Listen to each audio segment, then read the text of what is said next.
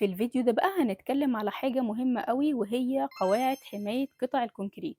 ليه بنستخدم القواعد؟ بنستخدمها علشان نحفظ القطعة من الخدوش والتجريح والاحتكاك بأي حاجة هتتحط عليها، وكمان علشان لما احط قطعتين على بعض زي مثلا ان انا احط فازة على كوستر، ظهر الفازة ما يتجرحش ويبوظ كمان شكل الكوستر. فالقواعد دي بقى بتحمي القطع وبتحافظ عليها لأنها بتفصل القطعتين من الاحتكاك ببعض. هو ده بيكون شكلها، هي عبارة عن شيتات بيكون فيها دواير من الفوم وبتكون بتلزق، بنشيل الدايرة من الورقة وبنلزقها في ظهر القطعة على طول. القواعد دي بقى بنحطها امتى؟ بنحطها على القطعة بعد ما القطعة تكون نشفت كويس من الورنيش المائي، وبنلزقها بقى على ظهر القطعة بالشكل ده.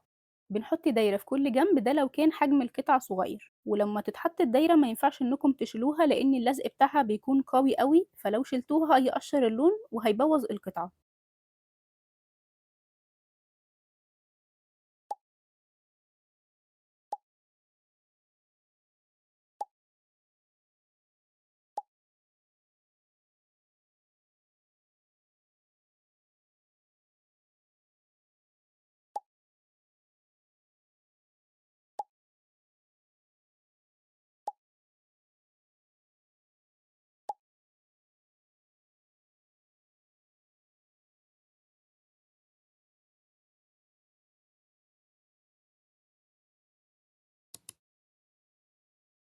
لو القطعة بقى كانت كبيرة زي الكوستر ده مثلًا، هنحط أكتر من 4 دواير على حسب حجم القطعة اللي إحنا هنعملها، فهاحط مثلًا في الكوستر ده 6 دواير علشان الطول بتاعه كان كبير مش صغير.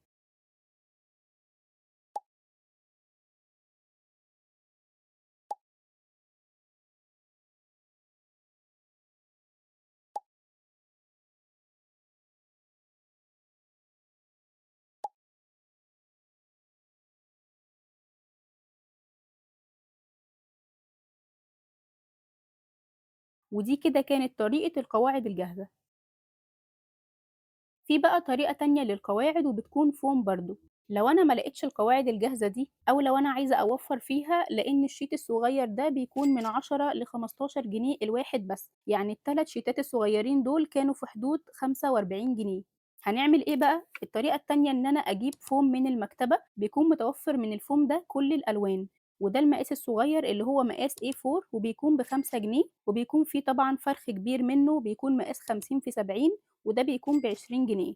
طبعًا الفوم ده بيكون في منّه بيلزق وفي منّه عادي مش بيلزق، اللي معايا ده اللي ما بيلزقش، بس أنا باحب أجيب ده لإن اللي بيلزق اللزق بتاعه ما بيبقاش قوي، فبنجيب اللي هو العادي ده وإحنا بنحط له لزق ونلزقه. طبعًا لمّا نجيب الفوم من المكتبة هيوفّر معانا كتير، لإن الواحد هيطلّع لنا دواير كتيرة جدًا، جدًا. ولو عاوزين بقى تسهّلوا على نفسكم القص، بيكون في قطّاعة فوم دواير في المكتبة لو عاوزين تجيبوها وتقطّعوا بيها على طول. وممكن برضه ترسموا دواير بأي حجم أنتم عاوزينه بالمسطرة الدواير دي، أو ترسموا الدواير بأي عملة معدن. ولو مش حابين ترسموا دواير وتفرغوها، أسهل طريقة إننا نقص الفوم شرايط كده وبعدها نقصه مربعات زي ما أنا هاعمل كده. وطبعًا بتتحكموا في حجم المربع أو الدايرة حسب ما أنتم عاوزين. بنستخدم إيه بقى في لزق الفوم ده؟ بنلزق الفوم ده بلزق B7000، أو لو ما لقيناهوش في لزق اسمه الصاروخ برضه، وممكن برضه نلزقه بالورنيش المائي بس من غير ما نخففه بالمَيّة، هنستخدمه زي ما هو كده علشان يلزق على القطعة كويس. هنبدأ بقى نلزق المربعات على ضهر القطعة. أنا هاحط اللزق في النُص بالشكل ده وأحطه على ضهر الكوستر، وهادوس عليها بصباعي بالراحة علشان اللزق يتوزع على المربع كله. ما تحطوش اللزق على المربع كله عشان لمّا تيجوا تحطوا المربع على القطعة ما يطلعش لزق زيادة من الأجناب. أنا باحط اللزق في النُص بس، ولمّا باضغط بصباعي اللزق بيتوزع على المربع وما بيكونش فيه أي زيادة.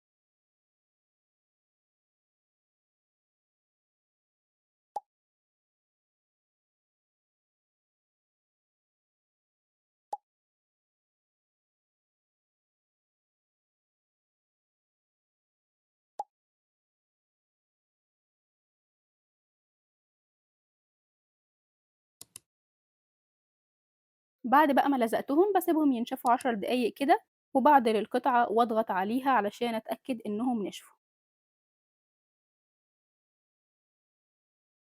ولمّا ينشفوا هنحط القطع على الكوستر، والطريقة دي طبعًا موفّرة كتير عن الشيتات الصغيرة الجاهزة.